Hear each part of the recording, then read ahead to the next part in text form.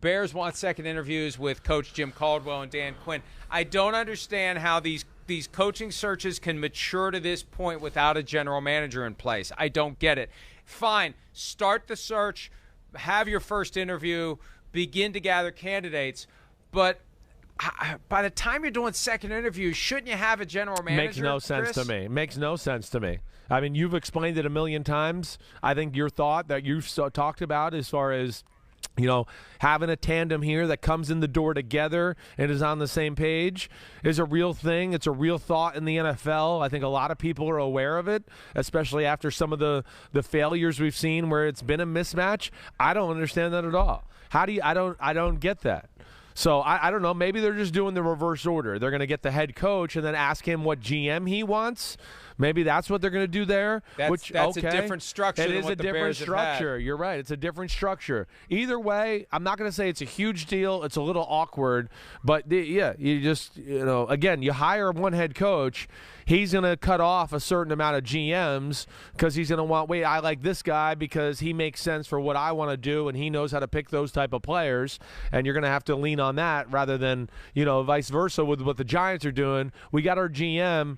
He knows the kind of coaches that fit under the kind of players he wants to get. So now he can do a few different interviews and figure it out from there. I would prefer that way rather than let's pick the head coach and now figure out the GM for sure. And this is simple organizational dynamics when it comes to accountability, when it comes to minimizing the possibility of dysfunction. The coach and the GM need to be a team. Remember the old three-legged race that they would do at picnics where, you tie one right leg to another person's left leg and you got to run? That's what they need to be able to do. It's a three-legged race with the coach and the GM because if one falls, you both fall.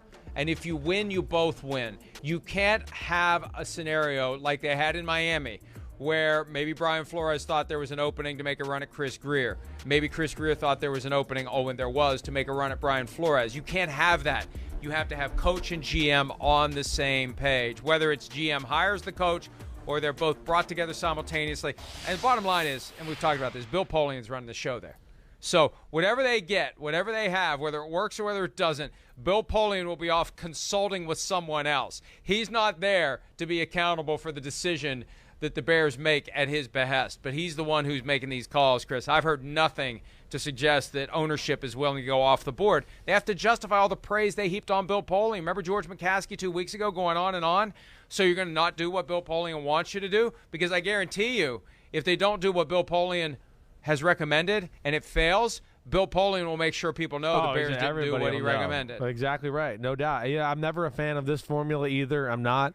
Again, yes, you always see that it's always, retreads or people that we have prior relationships with. That's where it seems to always go. Now, Caldwell, I got no problem with that. I mean, that's one of the most disrespected head coaches in the history of football. I don't know any other way to say it. I mean, the guy did a great job in Detroit. For what they had, what that team was, it was a really good job. I mean, look at the results from everybody else to this point. And they were at least relevant. I know the team was a little bit better. What he did with the Colts wasn't easy taking over that situation. I don't get that, but I can get behind Jim Caldwell being a head coach again and being the head coach of the Bears. I certainly can. Hi, I'm Mike Tirico, and thanks for watching. Make sure to hit subscribe for the latest news and highlights from NBC Sports.